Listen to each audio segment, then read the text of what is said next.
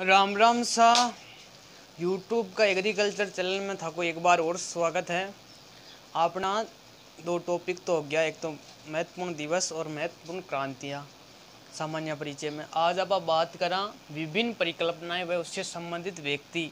भाई किसी परिकल्पना किसी व्यक्ति दी या वैज्ञानिक दी, तो आप बात करा परिकल्पना अटे लिख दियो, परिकल्पना अटे लिख दियो, व्यक्ति अटे लिख दियो, परिकल्पना अटे व्यक्ति।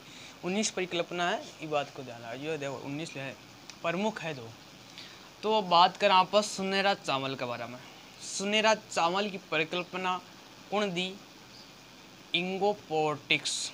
इंगोपोर्टिक्स साहब है जिसका सुनहरा चावल की परिकल्पना करी। एक बाद में 2 नंबर सुपर गेहूँ, सुपर वीट के दो या सुपर वीट की करी आपने एस नागाराजन। कौन करी? एस नागाराजन है जी को सुपर गेहूं की परिकल्पना करी। एक बाद में शंकर कपास हाइब्रिड कॉटन भी करी आपने सीटी पटेल साहब। सीटी पटेल है जी की परिकल्पना करी शंकर कपास की। इसके बाद आती है 4 नंबर पर हरित क्रांति शब्द। भाई हरित क्रांति शब्द किसने दिया? मैं उस दिन बताना भूल गया, यहाँ पे आप ध्यान रख लेना उस हरित क्रांति में कि हरित क्रांति शब्द विलियम गॉड ने हरित क्रांति शब्द दिया। इसके बाद आता है सतत हरित क्रांति शब्द। ये क्या है? सतत जो चलता रहता है। सतत हरित क्रांति शब्द है स्वामीनाथन थे। स्वामीनाथन ने सतत हरित क्रांति शब्द दिया था। इसमें आप कन्फ्यूज मत हो जाना हरित क्रांति और सतत हरित क्रांति में। हरित क्रांति शब्द तो विलियम गॉड साहब ने दिया था और सतत हरित क्रांति शब्द स्वामीनाथन ने दिया था। ओके, तो हरित क्रांति शब्द किसने दिया था? विलियम गॉड ने दिया। सतत हरित क्रांति शब्द दिया स्वामीनाथन ने।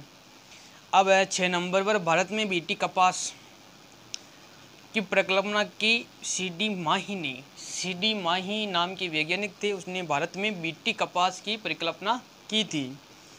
अब 7 नंबर आता है सुपर चावल। सुपर चावल की थी जी.एस. कुश ने। जी.एस. कुश ने सुपर चावल की परिकल्पना की थी। इसके बाद 8 नंबर सुपर धान।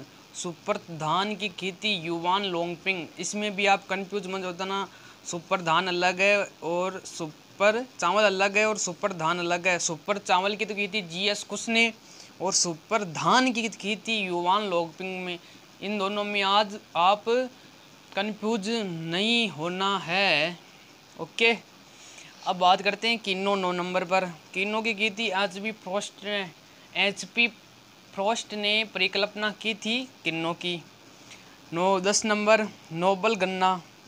ये कौन सा गन्ना है? नोबल गन्ना। इसकी की थी एस वेंकटरमन ने। एस वेंकटरमन साहब ने नोबल गन्ना की परिकल्पना की थी। 11 नंबर बाजरे की पंक्ति में बुआई। एक कुंडी आर.सी. गौतम साहब ने परिकल्पना की थी बाजरा का माही पंक्ति में बुआई। ओके, ये हो गया अपनी 11 परिकल्पना होगी। अब 12वां नंबर है शून्य भूपरिष्करण। वो बहुत ही इम्पोर्टेंट है।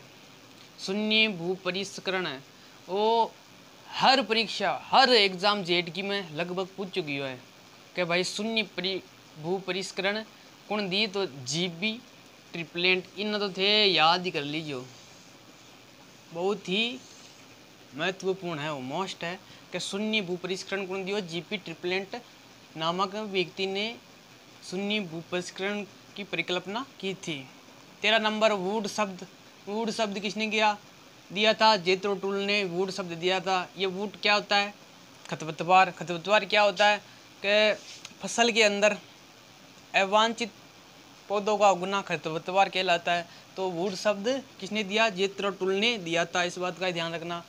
इसके बाद है रिले कपास क्या होती है? ये किसने दिया था परिकल्पना? यह दी थी एस बेंस ने रिले फसल की परिकल्पना की थी।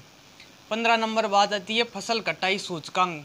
फसल कटाई सूचकांक दिया था C.S. डोनाल्ड ने परिकल्पना की थी फसल कटाई सूचकांक की।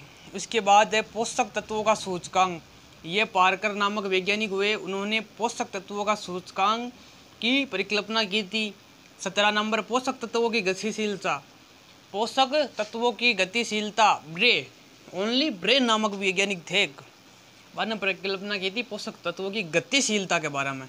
अब शीर्ष जड़ फुटान गेहूं में इनके CRI अदिति RVL भारद्वाज में शीर्ष जड़ फुटान कहीं वहाँ के गेहूँ की फसल का मायने होया करे बुआई की 21 दिन बाद का मायने सिंचाई करे बिनी केवे सियाराई अवस्था शीर्ष जड़ फुटान गेहूं में अदिति कुंडी RVL भारद्वाज ने दी थी।